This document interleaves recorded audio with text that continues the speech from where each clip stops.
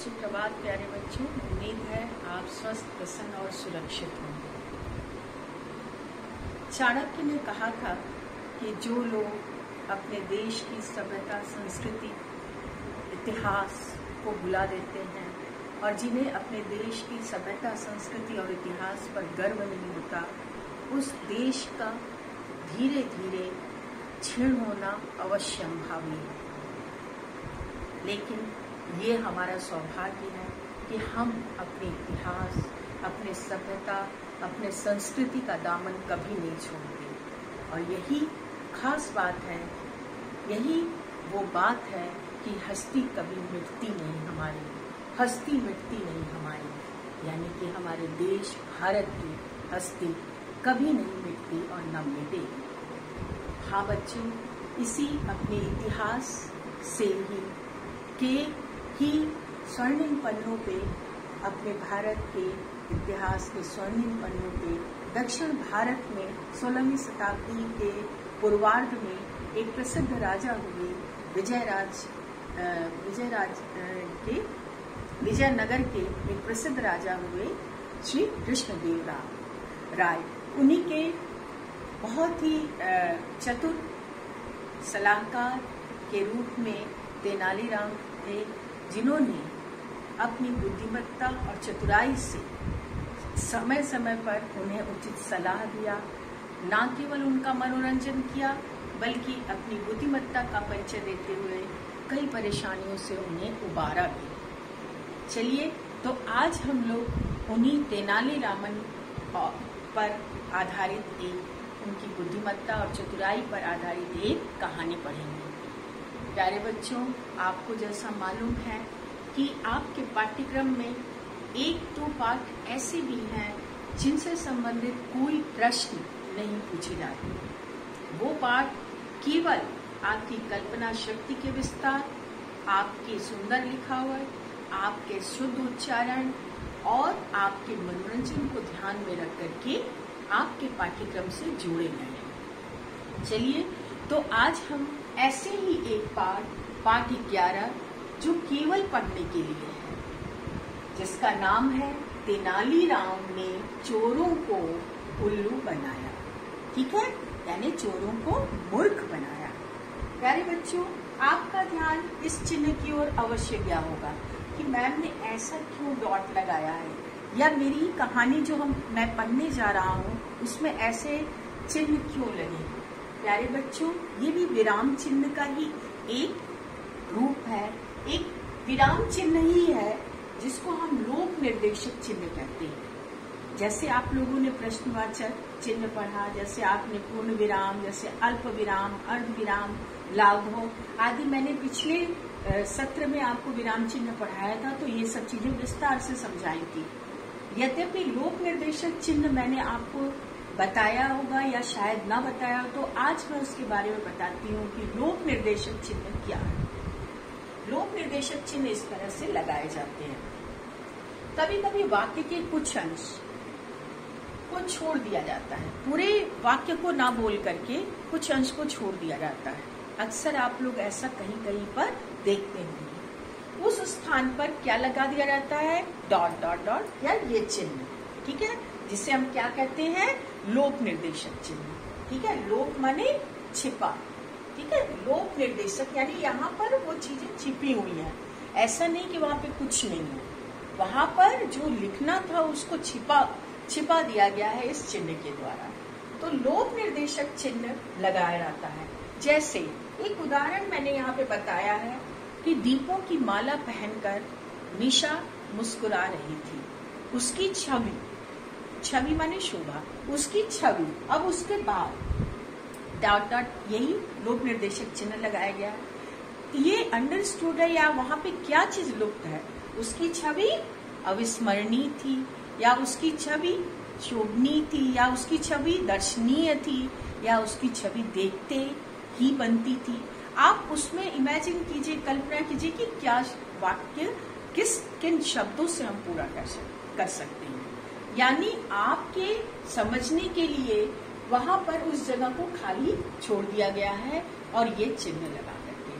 तो हमने क्या जाना आज कि ये जो चिन्ह है ये लोक निर्देशक चिन्ह है और किन स्थानों पे लगाया जाता है। कभी कभी हम वाक्य के कुछ अंश को नहीं लिखते, उसकी जगह पर हम क्या लगा देते हैं, लोक निर्देशक चिन्ह। चलिए बच्चों, तो आज हम अपनी कहानी की ओर बढ़ने के पहले एक छोटी सी कहानी जो कि तेनालीराम की बहुत सारी, वैसे तो आप लोगों ने बीरबल की खिचड़ी वाली तेनालीराम की ये तो आपने पढ़ा ही है।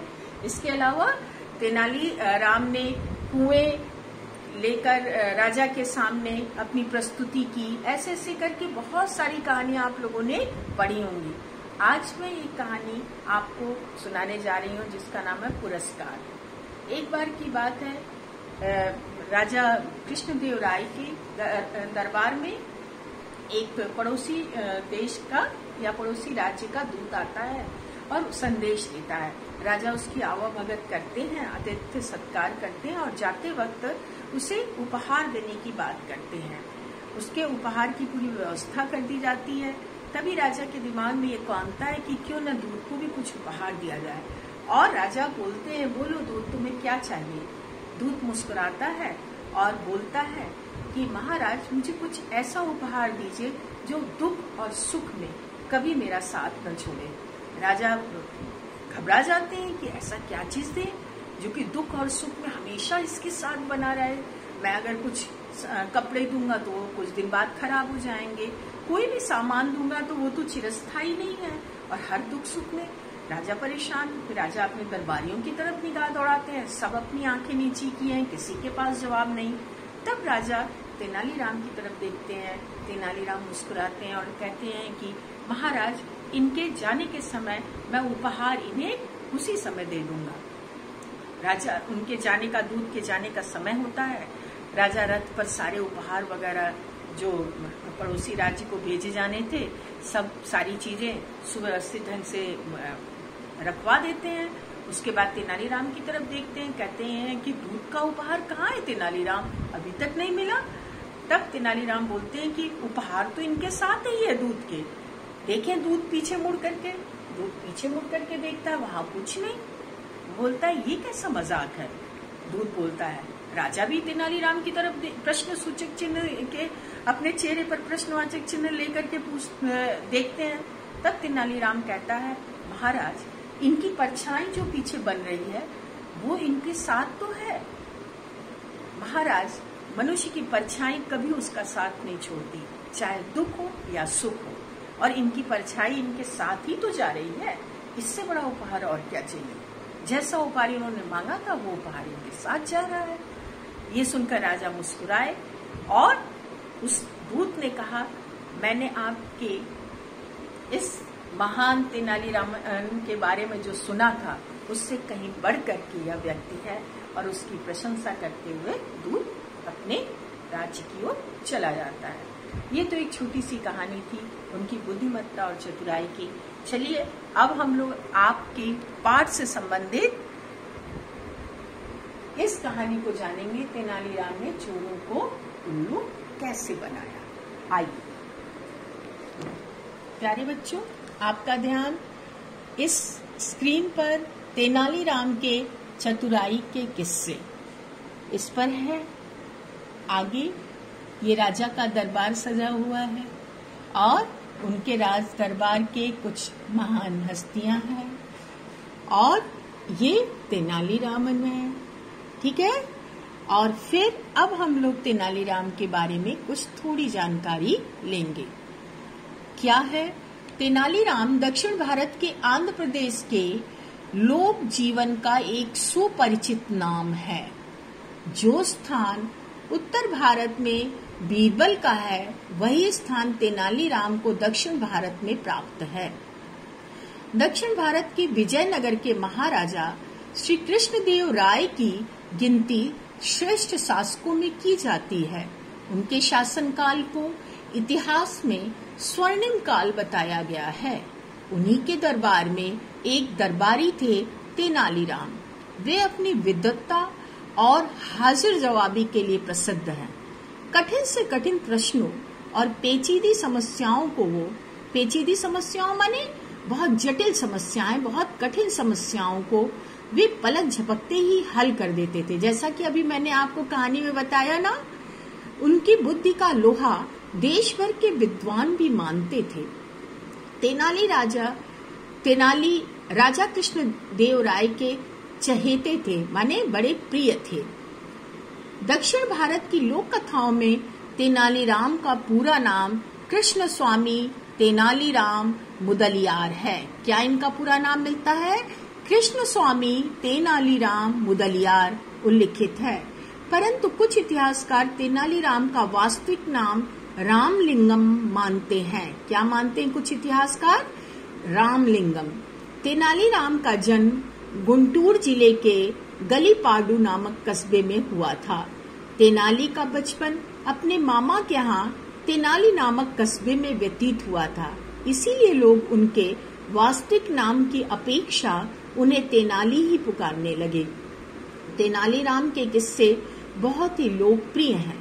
तेनालीराम की हास्य कथाएं न केवल स्वस्थ मनोरंजन करती हैं, बल्कि बुद्धि का विकास और वाक्पटुता माने वाणी की चतुरता या बोलने में चतुराई या बुद्धिमत्तापूर्ण वाणी या बुद्धिमत्तापूर्ण वाक्य की प्रेरणा भी देती हैं।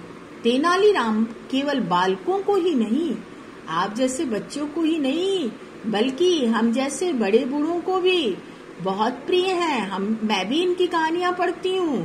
प्यारे बच्चों, मैं आपको इनकी कहानियों की तरफ ध्यान दिलाना चाहूंगी। मैंने ये कहानियां रख रखी हैं और मैं इनको पढ़ भी डाली हूँ, फिर मैं इसको पढ़ती हूँ, बार बार इनकी कहानियां पढ़ती हूँ, भूल जाती हूँ। तो आप भी जब पुस्तक मेला लगे, लॉकडाउन हट जाए, तो आप ऐसी कहानियों का संग्रह कीजिए।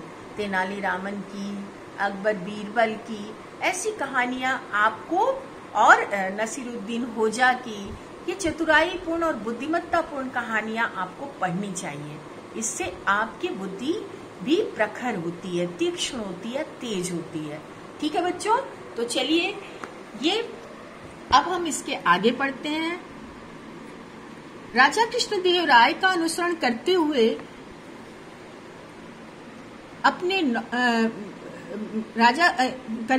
अकबर ने अपने 9 रत्नों में बीरबल को भी रखा था। ये राजा कृष्णदेव राय के प्रमुख सलाहकार भी थे। कौन? तेनालीरामन। इनकी सलाह और बुद्धिमत्ता के कारण राज्य आक्रमणकारियों से सुरक्षित भी था और साथ में राज्य की कला और संस्कृति की अपार उन्नति भी हुई थी। ऐसा माना जाता है कि ये राजा कृष्णदेव राय के दरबार में चाणक्य की भूमिका निभाते थे। आप लोग जानते होंगे चंद्रगुप्त मौर्य के राज्य में कौन था? चाणक्य। कौटिल्य के बारे में आप लोगों ने पढ़ा है ना, वही चाणक्य था। तो ऐसा कहा जाता है कि राजा कृष्णदेव राय के चाणक्य की तरह ये तेनालीरामन थे, जो हर तरह की सलाह भी देते थे, हास्य मनोरंजन भी किया, राज्य दरबार का किया करते थे। तो चलिए हम लोग अपने पाठ की तरफ चलते हैं, शुद्ध शुद्ध उच्चारण करते हैं और कठिन शब्दों पे ध्यान देते हुए कहानी का आनंद लेते हैं। तेनालीराम ने चोरों को उल्लू बनाया। गर्मियों के दिन थे, भीषण गर्मी पड़ रही थी। भीषण माने बहुत तीक्ष्ण तेज गर्मी पड़ रही थी। विजयनगर के तालाब सूख गए थे, नदी नाले भी एकदम सूख चुके थे। तेनालीराम का घर के पिछवाड़े वाला बगीचा भी सूख गया था। पिछवाड़े वाला माने घर के पीछे के हिस्से में स्थित बगीचा सूख गया था। बगीचे के कुएं का पानी भी बहुत गहराई में चला गया था। एक बार तेनालीराम काफी रात गए दरबार से लौटकर घर पहुंचे तो बगीचे की ओर उनकी नजर गई। उन्होंने उधर दृष्टि डाली तो उन्हें कुछ हलचल सुनाई दी। उन्होंने 4-5 परछाइयां सूखे वृक्षों के पीछे छिपती हुई सी देखी या उन्हें दिखाई दी। तेनालीराम समझ गए कि लगता है चोर आए हैं। देखिए यहाँ पर फिर वही लोप निर्देशक चिन्ह है, ठीक है, यहाँ पर, ठीक है। अब आगे तेनालीराम चुपचाप घर में चले गए, मानो चोरों की ओर उनका ध्यान गया ही ना हो। घर में जाकर के अब उनका दिमाग दौड़ने लगा कि घर में आज चोरों को तो सेंध लगानी ही है। आज घर में चोर आने वाले हैं, क्योंकि पेड़ के झुरमुट के पीछे उन्हें कुछ चहलकदमी दिखाई दी और समझ में भी आया 4-5 लोग हैं। तो अब उन्होंने अपना बुद्धि लगाया और शुरू किया उपक्रम। आकर के उन्होंने जोर जोर से पत्नी से कहना शुरू किया, अरे देखो यहाँ भी वही चिन्ह, लोक निर्देशक चिन्ह, सुनती हो? गहने सोने की मोहरे, मोहरे माने सिक्के, मोहरे सोने के सिक्के। और दूसरी माल मिल्कियत, माल मिल्कियत माने धन, धान्य, ठीक है, धन समृद्धि जो कुछ भी है, रुपए पैसे जेवर इत्यादि सब संभाल कर रखी हो ना। ये सुनकर अब चोर तो पूरे समय नजर रखे हुए थे। देखो यहाँ पे चित्र में खिड़की से झांक रहे हैं चोर, और तेनालीराम जानबूझकर ऊंचे स्वर में पत्नी से बातें कर रहा है। जो बात नहीं सुनानी चाहिए उसे छिपा करके जो सुनानी है चोरों को, वो चिल्ला चिल्ला कर बोल रहे हैं। क्या कह रहे हैं? अरे सुनती हो? गहने सोने की मोहरे, दूसरी माल मिल्कियत संभाल कर रखी हो ना। ये सुनकर चोर दबे पांव लुकते छुपते तेनालीराम के घर के पिछवाड़े वाली खिड़की के नीचे आकर छिप गए। पीछे जो घर के पीछे की तरफ जो खिड़की थी वहां छिप गए। और तेनालीराम की पत्नी ने पूछा, क्या हुआ? पत्नी को तो नहीं मालूम था कि क्या चक्कर है, क्योंकि अभी तो तेनालीराम घर में ही घुसे थे। तो पूछती है, क्या बात है? क्यों, क्या बात है? तेनालीराम ऊंचे स्वर में बोले, आज दरबार में ये चर्चा हो रही थी माने आज दरबार में ये खूब सारी बातें हो रही थी। क्या आजकल जगह जगह चोरियां हो रही हैं? इससे मुझे भी लगा कि हम भी अपने गहने सोने की सिक्के और अपने कीमती सामान कहीं छिपा दें, ताकि चोर खोज खोज कर थक जाएं और उन्हें कुछ ना मिले। तेनालीराम की पत्नी ने पूछा। अगले अनुच्छेद की तरफ हम लोग चलते हैं। इतनी बात आप लोग को समझ में आई होगी बच्चों, कठिन शब्द भी और कहानी का आनंद भी आप ले रहे होंगे। अब आगे चलिए। तेनालीराम की पत्नी ने पूछा, पर ऐसी कौन सी जगह है जहां हम अपने घर के कीमती सामान छिपाएंगे? ये सुनकर घर की खिड़की के नीचे छिपे चोरों के कान खड़े हो गए। मुहावरा है, कान खड़े होना माने एकदम चैतन्य हो जाना, खूब कान लगा करके किसी बात को सुनना। तेनालीराम ने कहा, लोहे का एक बड़ा संदूक है ना अपने पास, हम उसमें सारे गहने की पोटलियां माने छोटी छोटी थैलियां या छोटी बड़ी थैलियां या गठरी, और मोहरों की थैलियां और सिक्कों की भी, सोने के सिक्के जो हैं उनकी भी थैलियां रख देंगे। फिर ताला लगाकर हम उस संदूक को अपने बगीचे के कुएं में छिपा देंगे। देखिए यहाँ भी वही चिन्ह लगा है। फिर भले ही चोर आए और सारी रात पूरे घर को ढूंढते रहें, तब भी कोई चिंता नहीं रहेगी। ठीक है बच्चों, यहाँ पर भी देखिए लोक निर्देशक चिन्ह लगा है। चोरों का इतनी बात तो समझ में आई होगी। ऐसी कहानी है कि आपको बांधे हुए है कि अब आगे क्या होगा, और तेनालीराम की युक्ति कौन सी यहाँ पे काम कर रही है, आप सब उत्सुक होकर पढ़ रहे होंगे। चलिए तो आगे बढ़ते हैं। चोरों का सरदार ये सुनकर अन्य चोरों से फुसफुसाकर, भाई चोरी करने आए तो छिप छिपा करके ही ना करेंगे, तो धीरे धीरे अपने अन्य दोस्तों से बोलता है, तेनालीराम की चतुराई की तारीफ तो बहुत सुन रखी थी, पर तेनालीराम को इतना भी नहीं मालूम कि दीवारों के भी कान होते हैं। ये भी एक मुहावरा है, यानी कि कोई बात को हमें धीरे धीरे बात करें, कोई भी बात छिपी नहीं रह सकती। इसलिए हमें ये बात क्या तेनालीराम को नहीं मालूम थी? तभी तेनालीराम ने अपनी पत्नी से कहा, बाहर बगीचे में चोर आए हैं, हम संदूक में अपनी चक्की के दोनों पार्ट डाल देंगे। धीरे धीरे कहा ये बात, ठीक है, और इसके बाद वह संदूक कुएं में डाल देंगे। चोर छिपकर इंतजार कर रहे थे। थोड़ी ही देर में तेनालीराम और उनकी पत्नी बाहर निकले। दोनों लोहे के एक बड़े संदूक को बड़ी मेहनत से घसीट घसीट कर कुएं के पास ले आए। फिर जोर लगाकर संदूक को उठाया और कुएं में डाल दिया। जोर की आवाज आई, झम। फिर यहाँ पर वही चिन्ह, यानी झम की आवाज के साथ संदूक कुएं में डूब गया।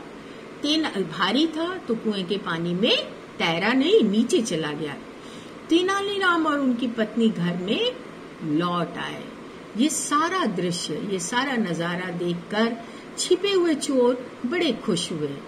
थोड़ी देर बाद तेनालीराम के घर में जलने वाली लालटेन बुझ गई। पहले तो बिजली वगैरह नहीं थी ना, बल्ब और लाइट की व्यवस्था नहीं होती थी, तो लोग अपने घर में शाम को ही लालटेन जला लिया करते थे और लालटेन की रोशनी में ही सारे काम होते थे। सोने जब लोग जाते थे तो लालटेन को बुझा दिया करते थे, तो वही कहा गया। और इसके साथ तेनालीराम ने नाटक किया कि अब वो सोने जा रहे हैं और लालटेन को बुझा दिया। चारों ओर शांति छा गई और जब चुप्पी हो गई, हर तरफ शांति हो गई, तब चोरों ने अपना काम शुरू किया।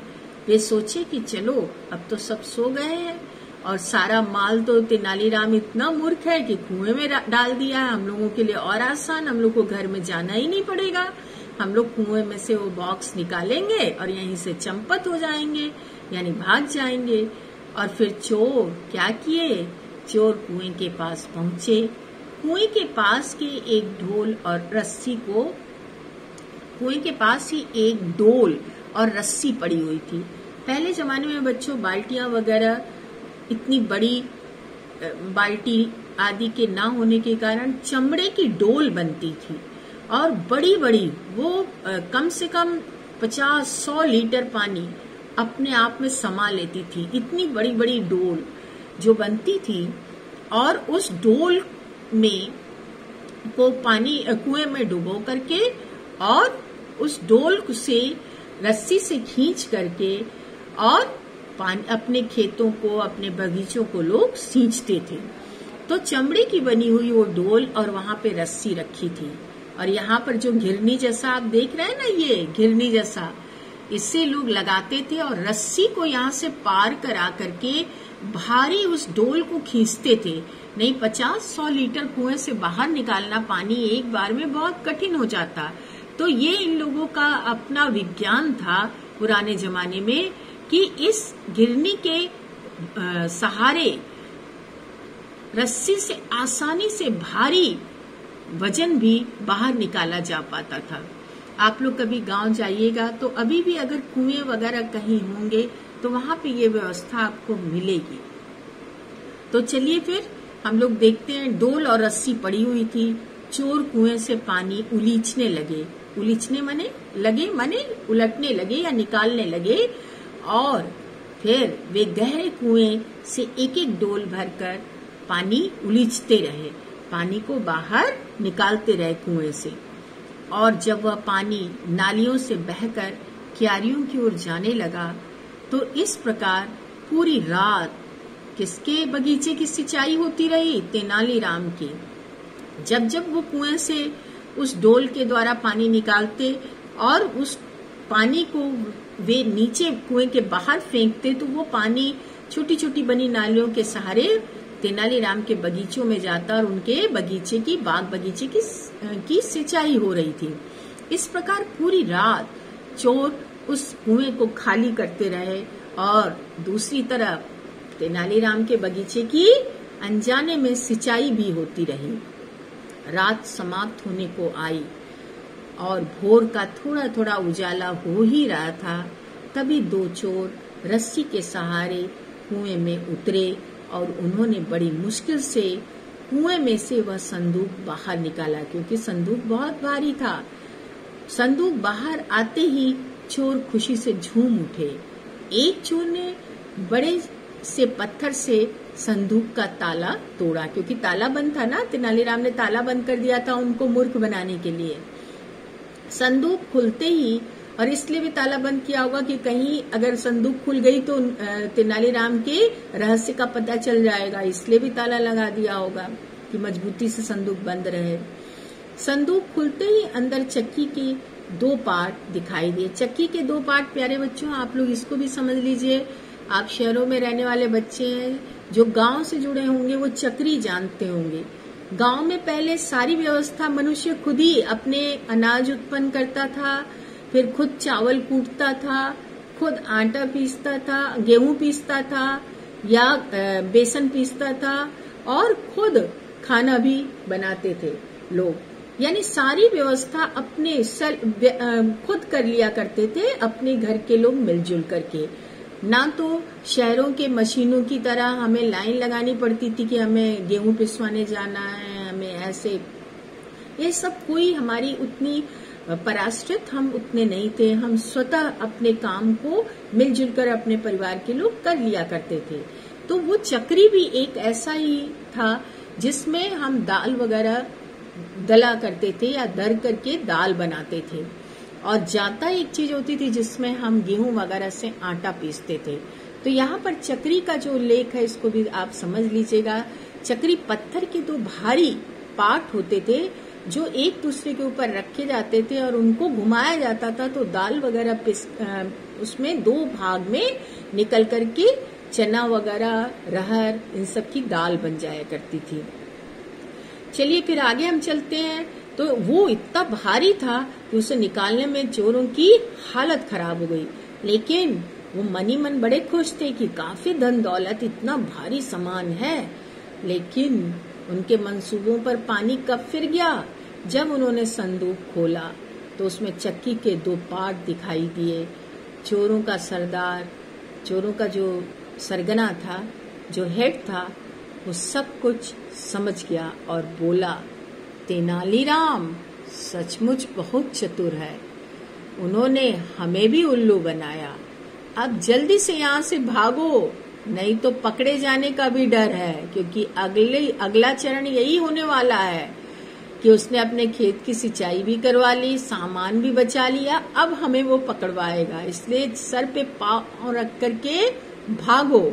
इसके बाद चोर बिना पीछे देखे जान बचाकर भाग खड़े हुए। तेनालीराम ने भागते हुए चोरों को देखा और मन ही मन मुस्कुराने लगे। प्यारे बच्चों, आपने देखा कि तेनालीराम ने सूखे हुए अपने बाग बगीचों की बिना मेहनत के अपनी बुद्धि के बल से कैसे सिंचाई भी करवा ली और अपने घर के धन वैभव दौलत की रक्षा भी भली भांति कर ली। तो सच ही कहा गया, एक बड़ी पुरानी कहावत है कि अक्ल बड़ी की भैंस। अक्ल माने बुद्धि, बुद्धि बड़ी है कि आकार वाली भैंस। निश्चित रूप से बुद्धि बड़ी है, क्योंकि बुद्धि के बल से बड़े बड़े युद्ध भी बिना किसी अस्त्र शस्त्र के जीते जा सकते हैं, जैसा कि आपके बापू ने, आपके महात्मा गांधी ने कर दिखाया था। अपने अक्ल के बल पर हजारों, लाखों, करोड़ों देशवासियों के साथ मिलजुल करके अंग्रेजों के छक्के छुड़ा दिए और अंग्रेजों को भागने के लिए मजबूर कर दिया था। तो कहानी को पढ़ने के बाद आप सबको ये बात समझ में आई होगी कि तेनालीरामन की कहानियां चतुराई से पूर्ण तो है ही, बल्कि मनोरंजन और आनंददायक, उल्लास, उमंग का स्राव भी आपके मन मस्तिष्क में करती हैं। तो ऐसी कहानियों का संग्रह आप भी रखिए और जब कभी उदास हो या खाली हो तो ऐसी कहानियों को पढ़ करके अपने अंदर एक नई ऊर्जा, एक नई चेतना का स्राव कीजिए या अपने अंदर एक नई ऊर्जा को महसूस कीजिए। खुश रहिए, प्रसन्न रहिए। इसी के साथ आज के सत्र को यहीं समाप्त करके अभी हम लोग MS टीम से जुड़ेंगे। चलिए बच्चों।